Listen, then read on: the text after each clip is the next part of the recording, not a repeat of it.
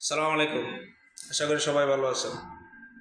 Mister Hasnat Abdullah, one man army, যার কথা শুরু করলে আর শেষ করা যায় না, এরকম একজন মানুষ। মাশাল্লাহ, অনেক কথা বলতে পারেনি। যাক, তো এই হাসানাত আবদুল্লাহ এক সময় হাসিনা বিরোধী অনেক বড় অনেক অনেক কথা বলতো, যেমন মানবাধিকার নাই, সুশাসন নাই, দুর্নীতি, এই সেই হ্যান ত্যান বহুত কিছু বলতো। এই হাসনাত আবদুল্লাহ সহ তাদের যে গ্যাং ছিল, ওই গ্যাং পুরাটাই এইটা নাই সেটা নাই, মানে অনেক কিছু নাই। যাক, তো কি হয়েছে, তারা সবাই মিলে টিলে আমাদের এই যে ওই সময়কার যে প্রধানমন্ত্রী ছিল এবং আওয়ামী যে সরকার ছিল, তাদেরকে তারা প্রত্যাহার করে দিয়েছে, মানে বাতিল করে দিয়েছে, তাদেরকে ক্ষমতা থেকে নামাইয়া দিছে। নামাই দিয়ে আসছে কারা? হাসনাত আবদুল্লাহ সহ তাদের যে গ্যাং ছিল তারা আসছে। যাক, ভালো কথা।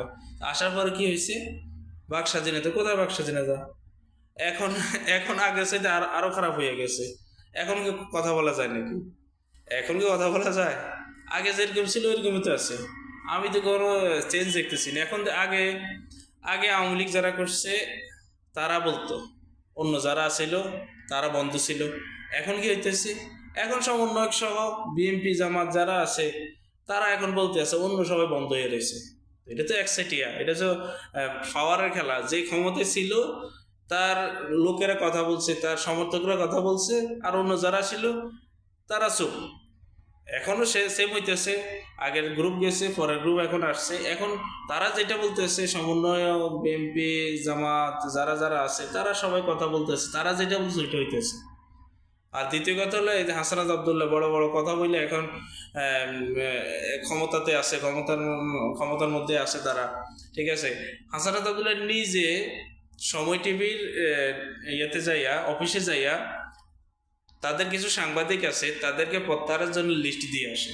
এবং কি আমি যতটুকু জানি যে তাদেরকে অলরেডি 4-5 জন লোককে প্রত্যাহার করা হয়েছে। ঠিক আছে, 4-5 জন লোককে প্রত্যাহার করেছে। আমি জানি এখন বাক স্বাধীনতা, এখন বাক স্বাধীনতা গেছে কই? আগে যে বলতো বাক স্বাধীনতা নাই, বাক স্বাধীনতা, এখন এখন কি হয়েছে? এখন এই যে সাংবাদিক আছে তাদের বাক স্বাধীনতা কই? গণমাধ্যমের বাক স্বাধীনতা কই? এখন কিছু হয় না। আগে লম্বা লম্বা কথা বলতো, ঠিক আছে, এই নাই সেই নাই, হ্যান নাই ত্যান নাই। এখন কি হয়েছে? এখন গেল হাসনাত আবদুল্লাহ নিজে দলবল লইয়া সময় টিভির অফিসে যাইয়া তাদের সাংবাদিকের প্রত্যাহারের জন্য আবেদন করে, এবং কি সাংবাদিক প্রত্যাহার করে। আর এই খবর কে দেয়? বাংলাদেশে কোনো মিডিয়া এই খবর দেয় না। এই খবর দিতে আছে ইন্টারন্যাশনাল মিডিয়া, এপি সহ আরো অন্য অন্য যে মিডিয়া আছে তারা এই খবর দিতে আছে যে হাসনাত আবদুল্লাহ এই কাজ করছে।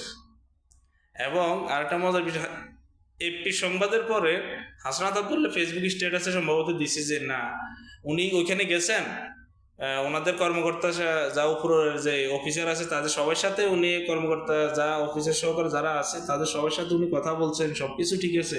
শুধু এইটা উনি স্বীকার করতেছেন না যে না, আমি তাদেরকে প্রত্যাহারের জন্য কোনো আবেদন, কোনো হুমকি দামকি এটা কিছু দেন। মানে উনি সবকিছু করেন, ওনার দল বলইয়া গেছেন, তাদের সাথে বসছেন, খাইছেন, সবকিছু করছেন। শুধু তাদের যে এই যে বাতিল করার জন্য যে সাংবাদিকের লিস্ট আছে এইটা উনি দেন নাই।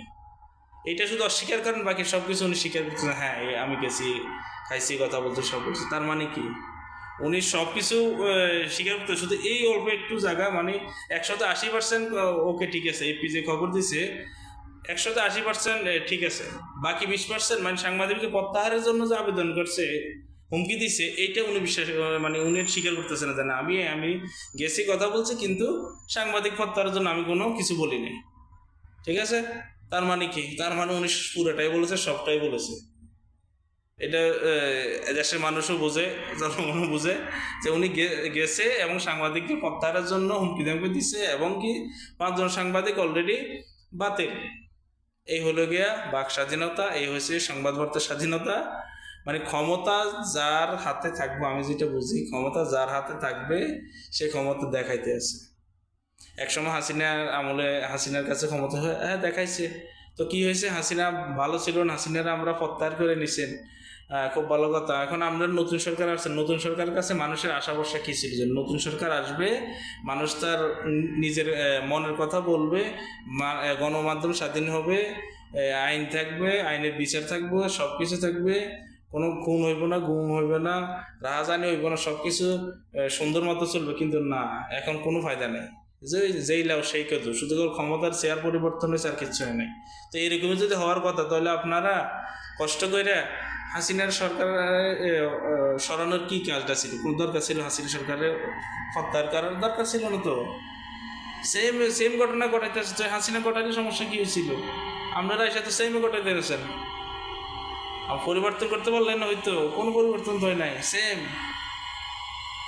সেম। আপনারা ওই যে এখন এক গ্রুপ, আগে এক গ্রুপে বলতো আর গ্রুপ বন্ধ থাকতো, এখন এক গ্রুপ বলে আর গ্রুপ বন্ধ থাকে, সেম। এটা হচ্ছে নিয়ম, এটা নিয়মে পরিবর্তন, নিয়মে পরিণত হয়েছে। এটা এরকম, যার ক্ষমতা তার কথা সবাই বলে এবং তারাই ক্ষমতা দেখায়, তারাই ক্ষমতা। এটা থেকে আপনারা বাইরে যেতে পারেন না, মুখেও লম্বা লম্বা কথা বলতেছেন আর কি, সংস্কার মস্কার পুজা কিচ্ছু করবো না, এমনি বোম ভাঙ্গে বাদ দিয়া সোজাইয়া যাও, বুঝছো?